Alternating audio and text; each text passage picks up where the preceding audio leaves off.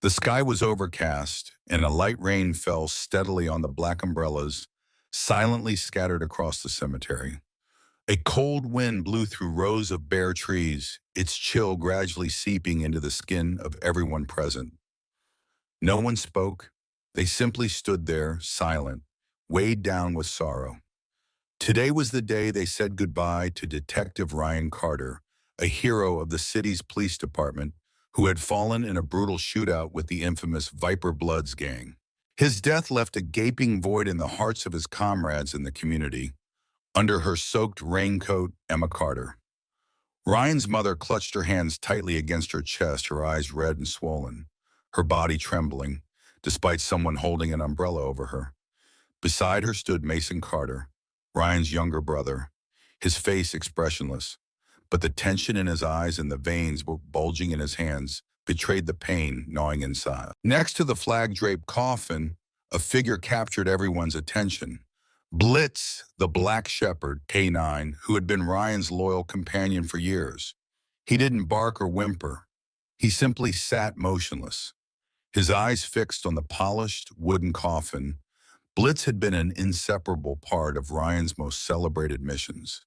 The two had braved countless dangers together: drug raids, hostage rescues, even surviving an explosion 3 years earlier. Their bond was more than that of man and animal. It was the unity of two warrior souls. As the priest began his solemn prayer, the crowd bowed their heads. No one noticed Blitz beginning to stir. His ears perked up, his nose twitched sharply in the air, and then, woof, a loud bark pierced the solemn silence, shattering the reverent atmosphere. Several people jumped, startled, while others frowned in disapproval. Blitz barked again, louder, more urgent. Then, as if possessed, he sprang to his feet, his entire body tense, his back bristling. Mason turned toward him and whispered, "What's wrong, Blitz?"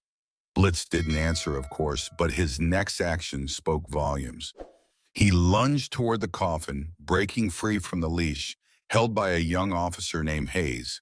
Blitz yanked hard, sending Hayes stumbling, then dashed to the coffin, clawing at it furiously while barking nonstop. Chief Barnes, a veteran of 35 years who had been standing beside the priest, spun around sharply. "Get that dog under control. This is not the time for theatrics." But no one moved fast enough. Blitz was now standing on his hind legs, his front paws scratching relentlessly at the coffin. Deep gouges began to form on the glossy wood. He wouldn't stop, his eyes wild, his barking mixed with growls.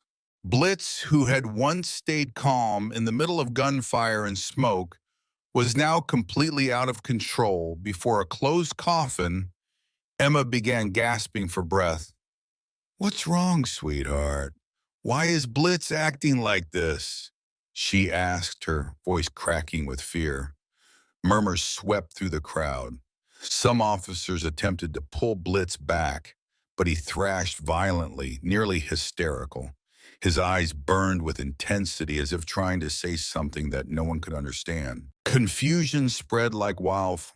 Light were now on Blitz. The priest's words had long been drowned out.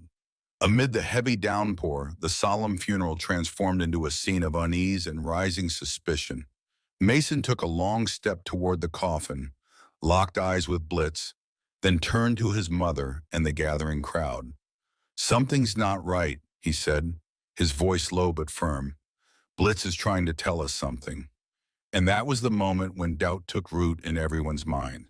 No one knew exactly what was about to happen, but from Blitz's desperate behavior and the fear that swept across every face, they all began to feel. Something terrible was hidden beneath that coffin lid. Mason remained standing there, his sharp gaze locked onto the coffin, where Blitz continued barking and clawing desperately, leaving deep scratch marks. The rain grew heavier by the minute, as if the sky itself could sense something terribly wrong. Guests at the funeral began murmuring, whispering questions no one could answer. "Restrain that dog! Enough of this nonsense!" Chief Barnes barked, his voice filled with confusion and impatience. Another officer, Lieutenant Hayes, bent down to try and pull Blitz away once more, but the dog turned his head, growling and baring his teeth. Blitz, a well-trained K-9, known for his perfect obedience to commands, was refusing for the first time in his career. There was no doubt now Blitz was panicking, and to Mason that could only mean something terrible was being hidden. Emma, still trembling in the arms of a relative, suddenly cried out, her voice breaking, "Someone please open the coffin! My Ryan, is he really in there?" Her words cut through the crowd like a sharp knife. The air grew unnaturally still before shifting into an anxious ripple of whispers. Mason turned to face Barnes directly, his eyes burning with determination. "We have to open it right now." Barnes stared at Mason, his eyes heavy with hesitation. "I understand you're grieving, but his death has been confirmed. The forensic procedures are complete. Ryan's death is a fact." "No," Mason interrupted sharply, his voice rising. His eyes were fierce. "If my brother were truly inside that coffin, Blitz wouldn't be reacting like this. This dog has never been wrong. He knows something we don't. I trust him. And you should too." Barnes clenched his jaw. He was a man who believed firmly in procedures and discipline. But when he looked at Blitz, the way the dog was whining, scratching as if being tortured by something he couldn't express, Barnes felt a chill run down his spine. He turned to two nearby officers and gave a reluctant nod. "Open it, but prepare yourselves." The two men stepped forward, their hands trembling as they gripped the coffin lid. The air grew thick, heavy. The entire cemetery seemed to hold its breath. Blitz stepped back slightly, his eyes fixed on the coffin, ears upright, body taut like a drawn bow. The hinges creaked as the lid slowly lifted. And at that very moment, everything shattered. A blood-curdling scream ripped through the air. It was Emma. She collapsed into the muddy ground, clutching her chest, her eyes wide with horror. "That's not Ryan. Oh my God. That's not my son." Mason froze, his face turning ghostly pale. He stumbled back as if someone had punched the air out of him. Inside the coffin was a different man. He was also dressed in a police uniform, but he was not Mason's brother. His face was unfamiliar, his skin deathly pale and missing the small scar over the right eyebrow, the mark Ryan had carried since childhood. Barnes stared stunned. "Dear God," he muttered under his breath. The surrounding officers instantly drew their weapons, reacting by pure instinct, as if they had just stumbled into an elaborate deception. The man lying inside was not Ryan. Then where was Ryan? Blitz now sat quietly next to Mason, no longer barking. He gently wagged his tail, tilting his head toward Mason as if to say, "I tried to tell you." The entire cemetery plunged into chaos. Police rushed to cordon off the area, and homicide detectives were summoned urgently. Someone shouted, "Call the hospital. Pull up all the records from that night." Phones rang nonstop. A shocking truth had just been exposed, and it hadn't been discovered by humans. It had been revealed by the unwavering instinct of a dog. None of them had expected what seemed like a peaceful funeral to suddenly turn into a full-blown investigation site right in the middle of the cemetery. The rain now poured heavily, mixing with the crackling of police radios. Officers rushed back and forth in their soaked uniforms, their faces tense and anxious. The coffin remained open, and inside lay a pale, unfamiliar body.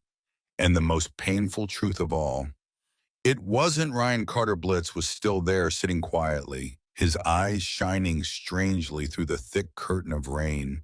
His tail tapped the ground in a slow rhythm, as if signaling that he had finally been heard. Mason dropped to his knees beside him, wrapping his arms around Blitz, his lips trembling, unable to form words. It felt like the world had been flipped upside down. Chief Barnes spun toward Lieutenant Hayes. "Call St. Vincent Hospital. I want every piece of documentation from the night of the shooting. ER reports, surveillance footage, ID records, everything." "Oh, yes, sir," Hayes responded, pulling out his phone, running and shouting orders through the rain. Barnes's eyes drifted back to the body inside the coffin. Despite the pale, lifeless face, he recognized certain features. He frowned, muttering to himself, Dean. Dean Brooks. Mason looked up. Dean Brooks, the narcotics officer. Barnes nodded slowly. Yes, he and Ryan were both wounded during the shootout with the Viper Bloods. They were brought in at the same time. Dean was believed to have survived, currently in a coma, while Ryan was declared dead. And if the one in the coffin is Dean, Mason said, his voice catching in his throat, then Ryan might still be alive. His words fell like a bolt of lightning amidst the storm. The officers fell silent. A thin thread of hope, fragile but burning fiercely, lit up amidst the chaos. Just then a patrol car screeched to a halt near the cemetery. A young female officer jumped out carrying rain-soaked files, her face pale with urgency. Sir, we've reviewed the hospital surveillance and ER records from that night. There was a serious error, she said, breathless. Barnes grabbed the stack of documents from her. The ink was smudged, the labels hastily written, and finally a photo. It was Ryan Carter lying in a hospital bed alive, though still in a coma. Mason clutched the file tightly, his hand shaking. Dear God, he's alive. Emma, who had been moved to an ambulance to shield her from the cold, flung the door open upon hearing the commotion. When she saw the file, she screamed, Ryan, my son's alive. They made a mistake. Oh, God. Barnes turned to the medical response team. Contact the ICU immediately. Send someone to confirm the identity of the comatose patient. We need absolute certainty, no more mistakes. It all happened in less than an hour, but it felt like their entire lives had been rewritten. Amid the whirlwind of tears, hope, disbelief, and righteous fury, Blitz sat silently watching it all unfold. 3 hours later at St. Vincent Hospital, Mason and Chief Barnes stepped into the intensive care unit. The room was sterile and quiet, filled only with the steady beeping of a heart monitor. On the bed lay a man wrapped in bandages, his face pale and bruised, but unmistakably Ryan Carter. Mason nearly collapsed. He rushed to his brother's side, gripping Ryan's hand, cold but pulsing with life. Ryan, it's me, Mason. You're still with us. Blitz saved you, you know? It was him, no one else. Chief Barnes stood quietly behind them, removing his hat and bowing his head. For the first time in his career, he realized that no apology would ever be enough. That night, St. Vincent Hospital didn't sleep. News spread like wildfire. Ryan Carter, the officer thought to be dead, was actually alive, lying in a coma. Police officers, doctors, reporters, and family members crowded every hallway. Yet inside ICU room 405, it felt as if the world outside had fallen away. There, Ryan lay motionless under the soft hospital lighting, with only the steady beeping of the heart monitor breaking the silence, a fragile song balancing between life and death. Mason sat motionless at his brother's side, still clutching Ryan's hand. He said nothing, occasionally bowing his head, his bloodshot eyes filled with silent prayers. Blitz, the true hero of the story, lay curled at the foot of the bed, his head resting between his paws, his eyes never leaving his partner's face. Every time the heart monitor beeped, Blitz's ears twitched as if checking whether life still pulsed within Ryan. You're coming back, right, Ryan? Mason whispered, struggling to keep his voice from breaking.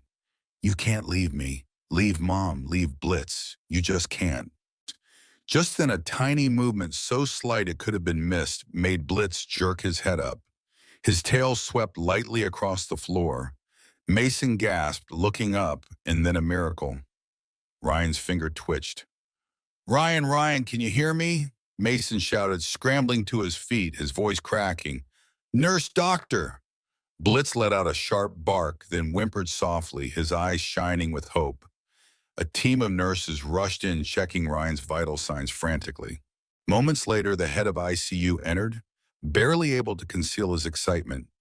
He's starting to wake up. For someone in a deep coma to show signs of consciousness, it's extremely rare, a real miracle. And then slowly, laboriously, Ryan's eyelids fluttered open, his vision blurred, swimming between light and shadows. But as the world sharpened into focus, his gaze found Mason and then Blitz. Though weak, his eyes overflowed with emotions. Words could never fully express. Blitz. His voice was barely a breath. Mason broke down, sobbing into his brother's hand. Yes, Blitz, he saved you. He pulled us all back from a farewell that should never have happened. In the days that followed, the Internal Affairs Division of the police department launched a full investigation. Surveillance footage from the hospital was reviewed, every document and ID record meticulously examined. The truth gradually unraveled. On the night of the shootout, both Ryan and Officer Dean Brooks were brought into the ER in critical condition. However, because Dean had suffered more severe facial injuries, the overwhelmed medical team mistakenly swapped their identities during the chaos. Wristbands, paperwork, even official reports, all wrong. Ryan's name was attached to the body that had died, while Dean, who was actually deceased, had been treated as if he was still alive. Thus, a living man was nearly buried, and a dead man was kept alive, and no one realized the error for almost a week. Chief Barnes, a man with more than 30 years of experience, had never known such humiliation. At an internal meeting, he stood before his colleagues, his voice steady but somber. I take full responsibility for what happened. Let this be a warning to all of us. Even the smallest lapse in a moment of confusion can drive a family into despair and bury a soldier alive. St. Vincent Hospital also underwent a sweeping internal investigation. Several doctors and nurses were suspended pending the outcome. The media seized the story immediately. Headlines screamed, "Fatal error, nearly buries officer alive. A dog uncovers the truth." A month later, in a wide field in front of the city's police department, a special ceremony was held. Hundreds of people gathered, officers, citizens, and reporters.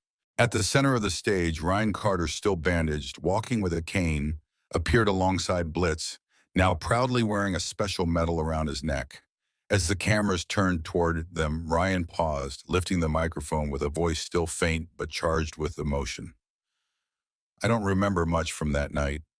Just the gunfire, and then everything went dark. When I woke up, I thought I was dreaming. But the real miracle wasn't medical science. It was here. He crouched down, embracing Blitz tightly. He's not just a partner, he's family. And without him, I would have been buried, and no one would have ever known. A dog did what an entire system failed to do. He sensed the truth. The entire audience rose in a thunderous standing ovation. Emma Carter clung to her son, tears streaming down her face, and beside them Blitz. The loyal black shepherd looked up at Ryan with shining eyes as if to say, I knew you would come back. As time went by, Ryan's physical wounds slowly healed, but some emotional scars couldn't be mended with medicine alone. During his first nights at the rehabilitation center, he often dreamed of gunfire echoing in his ears, smoke, blood, and images of fallen comrades. But every time he woke up, the first thing he saw were Blitz's loyal brown eyes, always there, always awake, always waiting. You don't have to say anything, Ryan once whispered, gently stroking Blitz's head. I know you understand. Blitz wagged his tail softly, then lay down by the bed, as always silent but steadfast. Throughout the entire rehabilitation process, Blitz never left Ryan's side.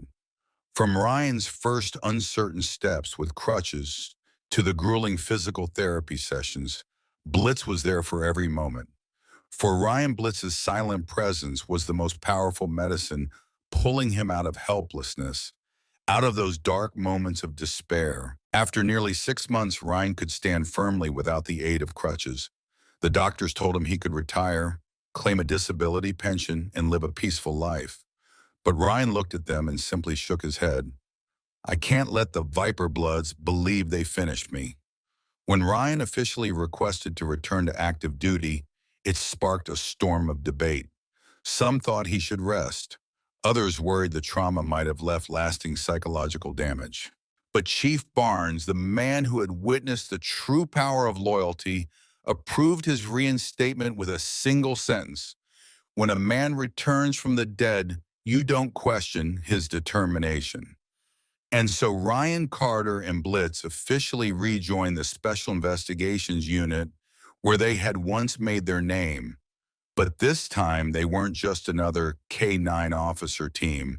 They were living legends. Within the department, they were known as the Ghosts Who Came Back, a symbol of what could never be defeated. Their first mission back was to dismantle an interstate human trafficking ring. In the dead of night at an abandoned warehouse near the Arizona border, the task force stormed in Ryan gun ready, led the assault while Blitz maneuvered through the shadows tracking every movement. When the ringleader pulled a gun on a hostage, it was Blitz who launched himself with a deadly pounce, bringing the man down before he could pull the trigger. The raid was a success, and the story of the man who was buried alive and returned to fight immediately made headlines. The children they rescued clung to Blitz, calling him their super dog. After the mission, Ryan leaned against an armored vehicle, sweat dripping from his forehead, Blitz panting heavily beside him. He chuckled softly, "You're still as fast as ever, getting old, but still terrifying, Blitz." Blitz just glanced at him, wagging his tail slightly. For Blitz, fighting alongside Ryan wasn't a job, it was a mission. Their story didn't end at the unit's border. Many schools, training centers, and police academies adopted a new program called the Blitz Protocol, teaching loyalty, instinctive reactions in danger, and most importantly, trust in an animal's intuition. At the city police headquarters, a small statue was erected at the entrance depicting Blitz, standing tall, watchful, his eyes vigilant. Engraved beneath it were the words, "The friend who could not speak but screamed with his soul." Ryan was invited multiple times to appear on television and was even offered lucrative book deals to tell his story, but he refused them all. To him, fame wasn't important. Continuing to walk dangerous roads alongside Blitz was what truly mattered. "My story is only part of it," he once said at an internal meeting. "The rest belongs to Blitz, the one who fought, who barked, and who clawed at the coffin when all of us remained silent."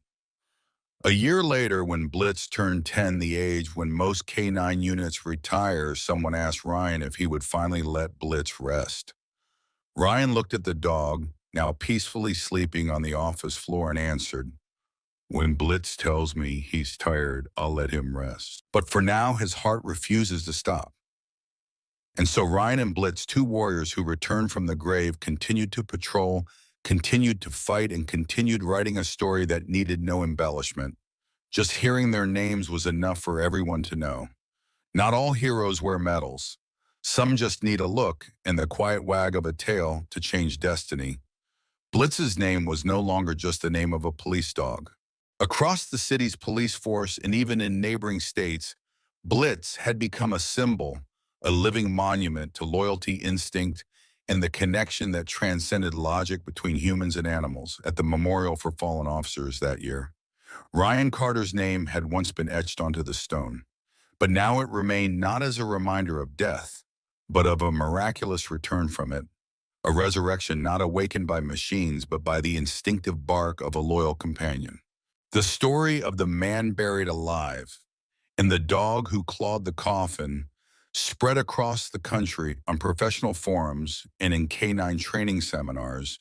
The term Blitz syndrome began to be used to describe unusual but meaningful behaviors exhibited by service dogs, urging commanders never to dismiss their instincts, even in situations that seem perfectly under control.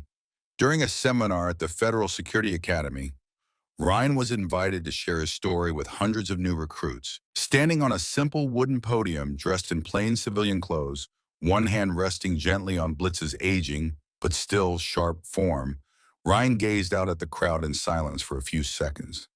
Then he spoke.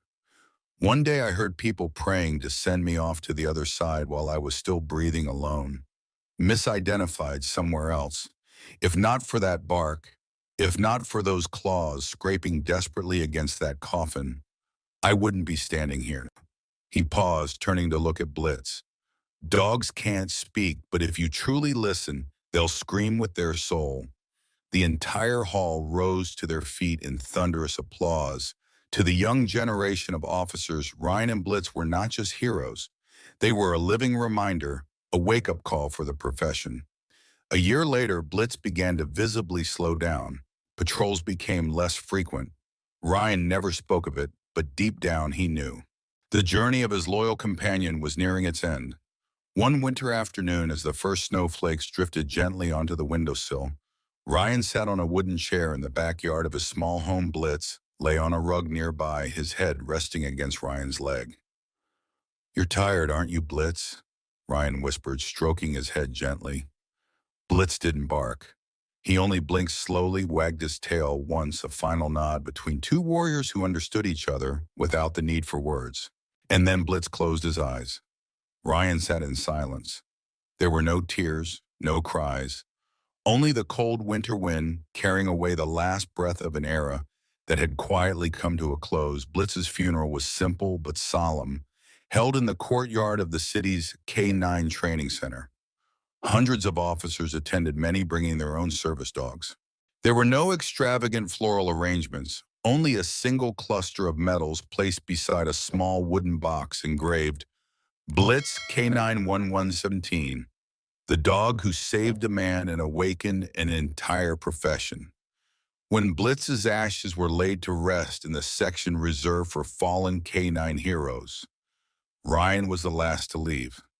He knelt down, placed his hand on Blitz's grave, and whispered, "I can't change the whole world, but you changed mine." Months later, Ryan turned down every promotion, every media offer, and even million-dollar book deals to tell the story of him and Blitz. He accepted only one thing: returning to the K9 training center where Blitz had once been molded to teach directly. "I'm not here to teach how to train dogs," he said. "I'm here to teach how to listen to them." The recruits began calling him the keeper of Blitz's legacy. In his classes, there were no fixed curriculums, only real stories, real scenarios, and lessons drawn from loyalty, instinct, and a bond that defied human arrogance. 3 years after Blitz's passing, the city unveiled a commemorative monument in the center square, a place where hundreds passed by each day. The monument wasn't of a human figure. It was Blitz standing proud, his gaze fixed on the horizon, a coffin lid cracked open beneath his paws, silently reminding all who saw it, never underestimate the soul that cannot speak. On the day of the unveiling, Ryan, now with silver streaks in his hair, stood quietly among the crowd. He didn't give a speech. He didn't step forward. He simply stood at the back, his eyes misty, his hand resting over his heart, where he still carried Blitz's tag as a sacred relic. The story of Ryan and Blitz was eventually incorporated into training curricula at police academies nationwide. But the most important lesson wasn't found in any textbook. It was passed down in whispers between seasoned officers. When a loyal dog growls against what we all think is clear, stop and listen, because maybe it's saving a life, or maybe it's saving all of us from our own arrogance.